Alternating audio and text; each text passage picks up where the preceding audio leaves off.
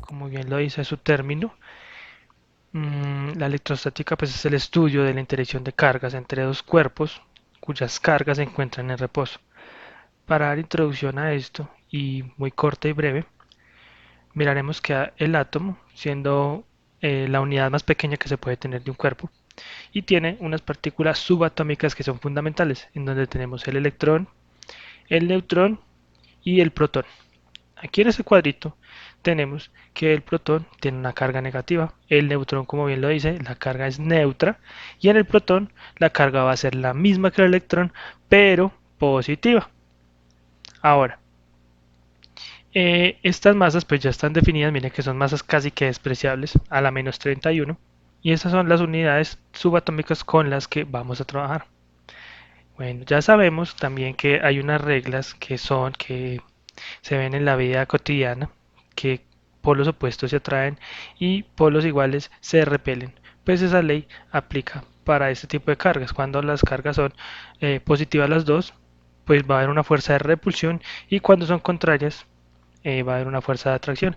Resulta que el propósito de estudiar estas cargas pues es saber cómo esta interacción hace o afecta. No estamos diciendo que se crean electrones ni que se crea energía. Lo único que estamos diciendo es que estas moléculas están interactuando entre ellas y que se van a cargar un cuerpo o se va a descargar otro. Si al contrario se carga, entonces estamos diciendo que está ganando electrones, y si el cuerpo se descarga, estamos diciendo que está perdiendo, o sea, la carga va a ser positiva. Esta serie acá, ¿cierto? En el sistema internacional se va a llamar Coulomb o Coulombio, que va a ser la unidad que vamos a utilizar. En este cuadro de acá abajo miramos que dice los tipos de electrización. Encontramos frotación, contacto e inducción. Frotación, un ejemplo muy singular puede ser cuando tomamos una varilla de vidrio y la tomamos contra una tela de seda, y allí se va a ver cómo va a adquirir una carga después de haber frotado la varilla. La electrización por contacto la podemos ver más comúnmente cuando juntamos cables, un cuerpo neutro y a ver otro cuerpo cargado en el cual va a haber una conducción de electrones. Y la inducción es cuando un cuerpo electrizado induce a otro cuerpo a quedar en uno de sus lados, o donde se está induciendo la carga a quedar con la carga contraria. Claro, esto suponiendo que tenemos cuerpos neutros. También podemos tener cuerpos ionizados donde podemos tener cationes, podemos tener aniones. Hoy en día se está hablando mucho de los positrones, pues que es el antielectrón, pero eso ya es otro tema. Después tendremos tiempo para hablar de eso. Muy bien, ahora para entrar más en materia, vamos a mostrar cómo funciona la ley de Coulomb, que nos dice que las fuerzas eléctricas de atracción o de repulsión entre dos cargas puntuales Q1 y Q2 son directamente proporcionales al producto de las cargas e inversamente proporcionales al cuadrado de la distancia que las separa. ¿Cómo se traduce esto? Aquí tenemos la formulita donde dice que la fuerza F es igual a la constante K de la razón de las dos cargas sobre el cuadrado de la distancia. Esta distancia aquí la vamos a llamar R. En otros textos, en otras fórmulas las pueden encontrar como D, pero es exactamente lo mismo. Aquí abajo les coloqué el despeje de Q1 y Q2 por si en algún problema o algún ejercicio les están diciendo que hallen el valor de la carga y no la fuerza. Entonces, la fuerza F en sistema internacional, fuerza de atracción, se da en unidades de Newton. La constante de Coulomb es 8.85 y otro valor por 10 a la 9, pero por facilidades los físicos la dan aproximada a 9 y se puede utilizar como 9 por 10 a la 9 Newton metro cuadrado sobre Coulombio cuadrado. La distancia R o D se va a dar en metros, y las cargas Q o cargas eléctricas se van a dar en coulombios. Aquí tenemos pues un gráfico donde se está mostrando las fuerzas cómo actúan cuando las cargas son iguales y cómo actúan estas fuerzas o vectores. Trabajar con flechas es muy fácil. Cómo se atraen. Y aquí está la fórmula. Muy bien, ahora veremos un ejemplo en el cual aplicaremos la ley de Coulomb, y averiguaremos cuáles serán las fuerzas de atracción o de repulsión según sea el caso.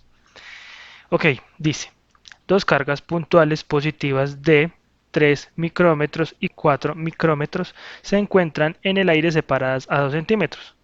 Calcular la fuerza resultante que las cargas ejercen sobre otra, también positiva, a 2 micrómetros, situada en el punto medio de la línea que une a las dos primeras. Muy bien, para realizar este ejercicio lo primero que debemos hacer es realizar la gráfica. Y esta es la gráfica. La hice primero y luego se las mostré en el video para no demorarnos tanto, pero igual se las voy a explicar. Hablan de dos cargas, ¿cierto? De 3 micrómetros y de 4 micrómetros son las que están en el circulito azul. Y otra del circulito verde que tiene 2 micrómetros, que tienen unas distancias de 2 centímetros entre las cargas azules, las primeras de las que hablaron, y 1 centímetro de la verde, de la de 2 micrómetros, hacia las otras dos. Y estas dos flechas serían las fuerzas de repulsión, porque pues obviamente sabemos que tenemos polos iguales y va a haber fuerza de repulsión. Ahora en la parte en la que aplicaremos la ley de Coulomb, tenemos aquí la fórmula y es muy sencillo. Para calcular las fuerzas tenemos todas las variables. Tenemos la constante K, tenemos el valor de las dos cargas de la fuerza 1, como les mostré en el gráfico, y tenemos el valor de R. Entonces, aquí yo ya había colocado la fórmula, lo único que vamos a hacer es comenzar a reemplazar valores. La constante K sería 9 por 10 a la 9 newton metro a cuadrado sobre coulombio cuadrado. Ahí ya les había colocado las unidades para que no nos enredáramos con eso después. La primera carga sería 3